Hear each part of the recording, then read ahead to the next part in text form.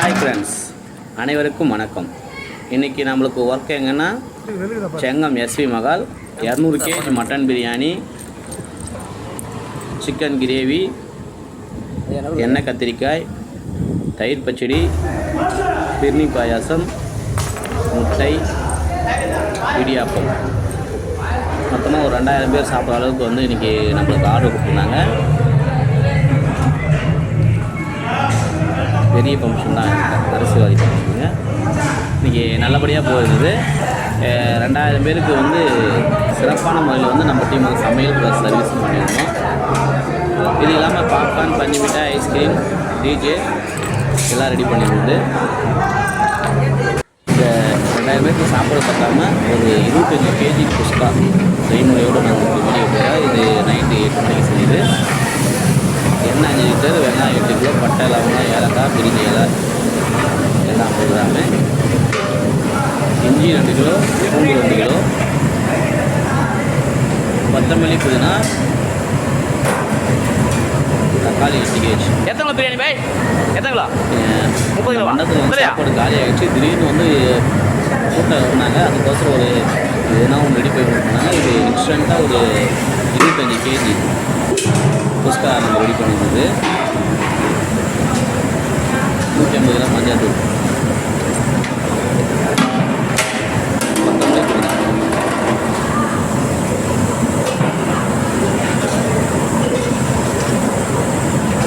முந்திரி ஒரு 1 கிலோ. இந்த சாப்பாடு வேணுனால எண்ணெய் வெங்காயம்லாம் வதங்க விடலை. உடனே டக்குன்னு ரெடி பண்ணி கொடுத்தோம். 25 கேஜி.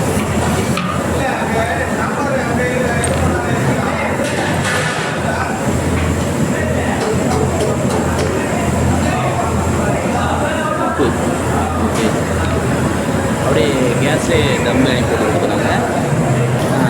சிறப்பான முறையில் இருந்தது சாப்பாடு. ப்ளஸ்ஸு உள்ளே வந்தால் மட்டும் பார்ட்டிக்கெல்லாம் நல்லா இருக்குங்க. நாங்கள் எதிர்பார்க்கல, இப்போ போட்ட ஒன்று அவங்க எதிர்பார்க்குன்னு சொல்லியிருந்தாங்க. சிறப்பான முறையில் வந்து இந்த கொடுத்துருக்கோம்.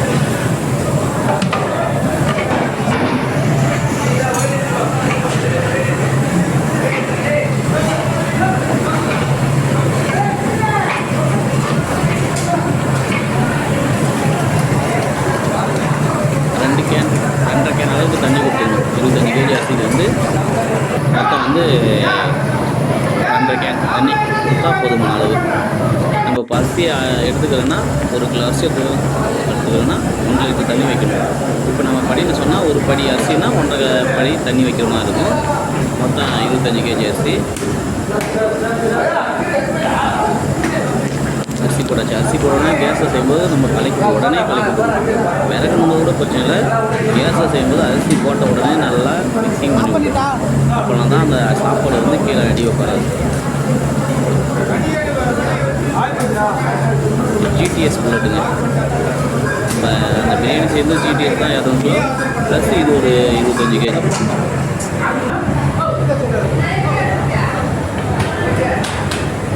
ரைஸை கிண்டி விட்டுட்டு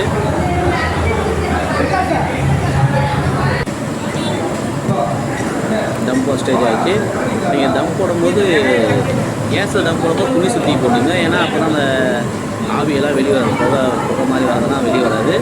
சாப்பாடு சீக்கிரம் தான் குக்கிங்.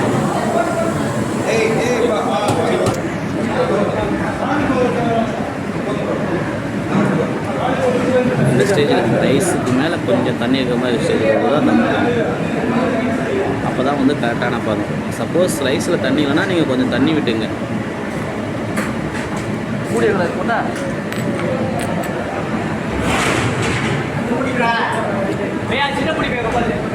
மூடி வச்சு மேலே ஒரு வெயிட் வச்சுட்டா ஒரு 20 நிமிஷத்துக்கு தம் ஆகிடும்.